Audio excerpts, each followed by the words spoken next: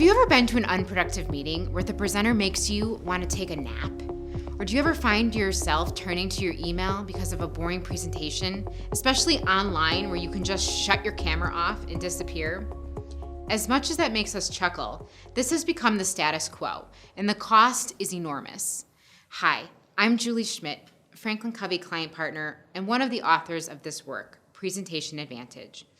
Every day, as I talk to our clients, I come across so many communication issues that hinder business, particularly in today's new world of work, where we have to take our virtual presentation and communication skills to a whole new level. The purpose of this overview is to help you decide whether to continue talking with Franklin Covey to help improve your organization's communication and presentation skills. To do that, we are going to discuss three key areas. One, why this topic is so important in a competitive world. Two, what the program design looks like. And three, how we meet learners where they are. Let's start with why this topic is so important in a competitive world. Not enough organizations realize that communication is the secret power of knowledge workers, people who are asked to think, innovate, create, and execute. This is really our brain at work in the knowledge worker age and the tool we need to optimize. People must be able to coherently, logically, and emotionally get their thoughts out of their head and mouth to get their point across. And if we can't, you'll know it. The cost of poor presentations won't show up blatantly on your organization's balance sheet, but it is one of the greatest hidden and pervasive costs of today's workplace. Think of the hours, days, and energy that goes into preparing a poor presentation. Think of the audience, 10, 20, or more busy people taking time away from other high-value activities or opportunities. And that's just one meeting. Multiply that by the number of poor presentations or unproductive meetings in which your organization engages. Here's the good news. Organizations that are highly effective at communication are almost 2 times more likely to outperform their peers, which is why this topic is so vital in today's world. The second point, the program design. Let's start with the foundation of the work session. The foundational mindset we must adopt for consistent presentation success is connect. Many people think presentations are just about preparing some information, building a couple of slides, and getting through it quickly. But to purposefully shift knowledge or behavior in others, you must ensure you are connecting in 3 ways. First, are you connected with the message? Meaning, do you have a clear purpose and passion about what you are presenting? Connecting with your message will show your heart. It also fuels you and your audience's energy.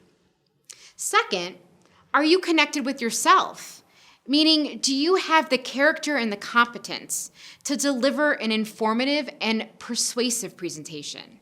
When you're connected with yourself, you come across as trustworthy and believable.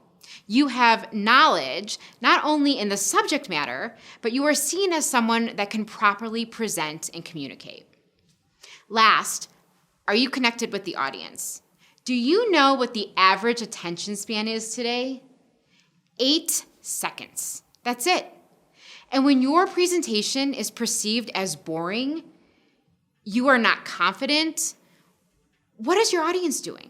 They're checking smartphones. They're turning to their laptops or their tablets. How in the world will they learn what you are trying to share or be persuaded to do something different? You must engage and re-engage them throughout the entire presentation. A fun and interesting part of the work session is the video vignette series featuring Anna, who works for a software development company. She is a great manager, but like many people, she has not had to do a lot of presenting. She is responsible for a number of software applications, and in her opinion, one of the apps needs a major update immediately. She needs to present to the executive team to get approval. Luckily, She works with her colleagues first because she needs their help. However, those presentations with her colleagues did not go well in the beginning. Let's take a look at the first of 5 vignettes that follow Anna through her journey to ultimately presenting to the executive team. My name is Ana Martinez Alemán, and I am a division manager for a software development company. Recently, I made a push for a complete update of one of our legacy products. The product was outdated, we were losing money, we were losing credibility. We needed to update. As division manager, I was tapped to plead our case to senior management. I thought, no problem. No one knows this program or its potential better than I do. I got this. I made the presentation to my manager and a few colleagues first to get their buy-in. Looking at the sales analysis from 2009 to 2013, as you can see, if we don't upgrade, we lose revenue.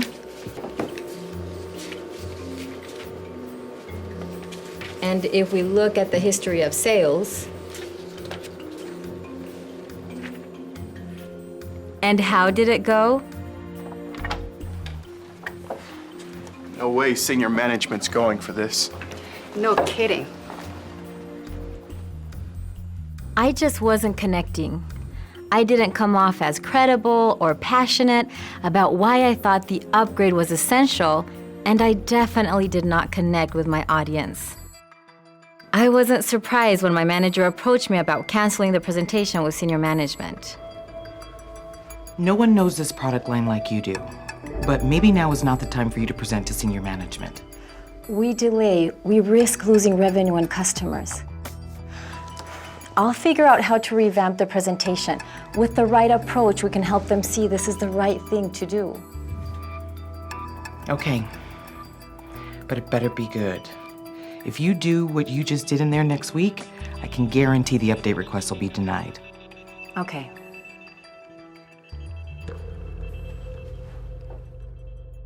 But no pressure. I imagine that some of you know people just like that really need to up their game in getting their point across in an effective way.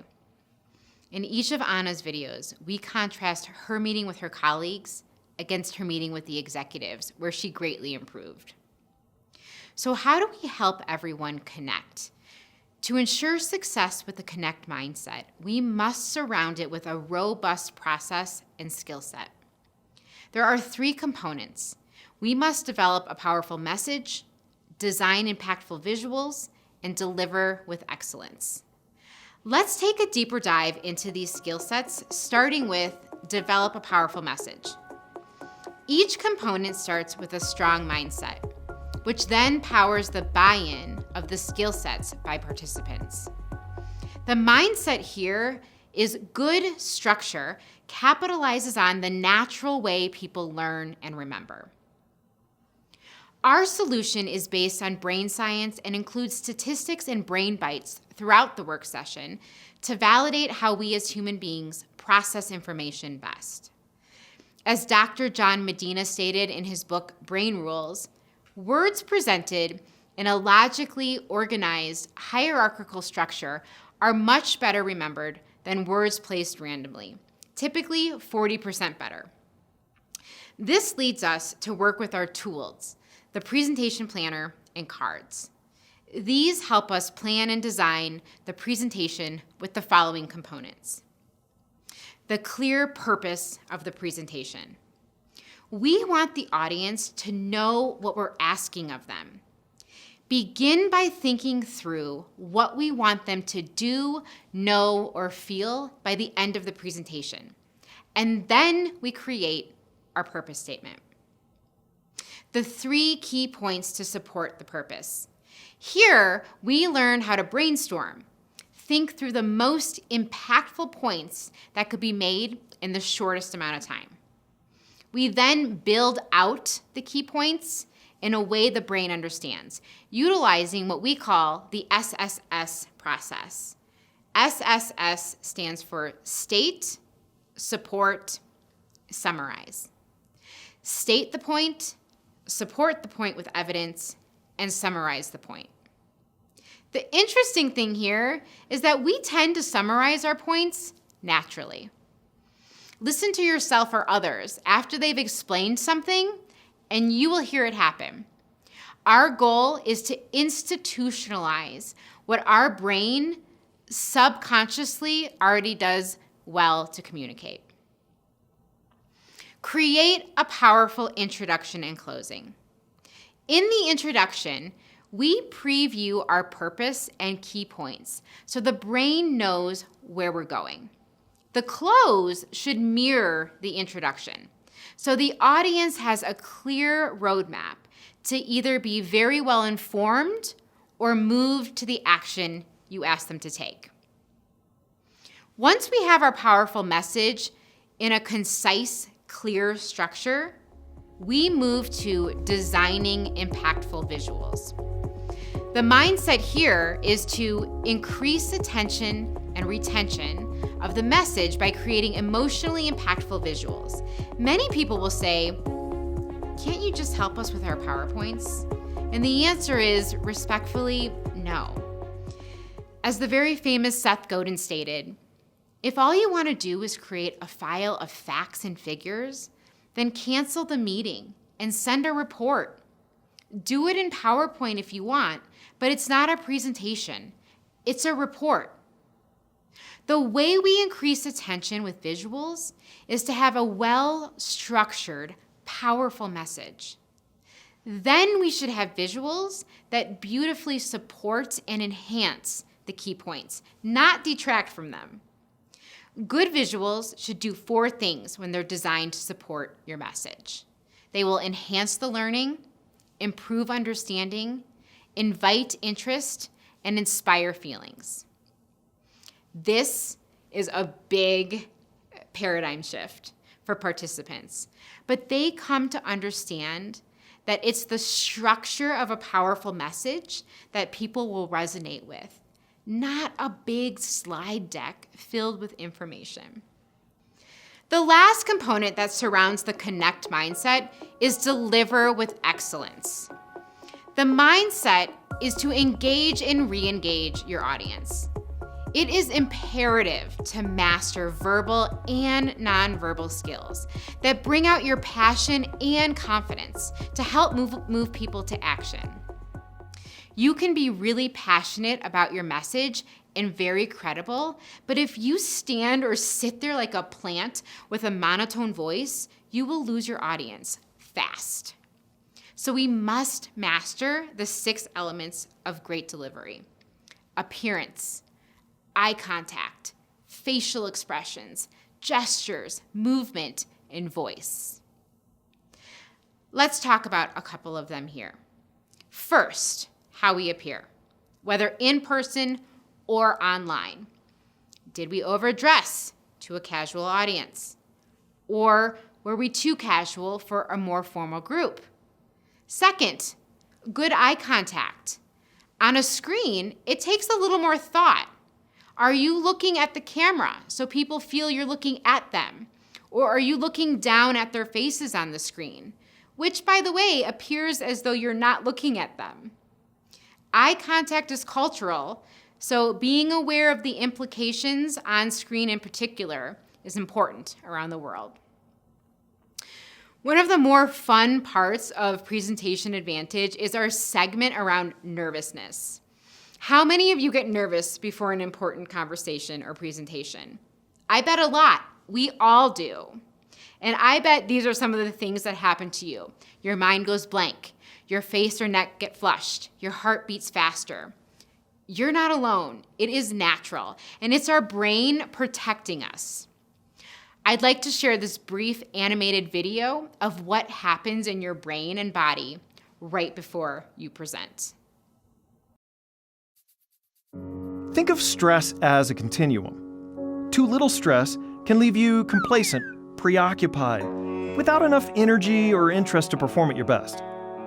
However, too much stress can be destructive.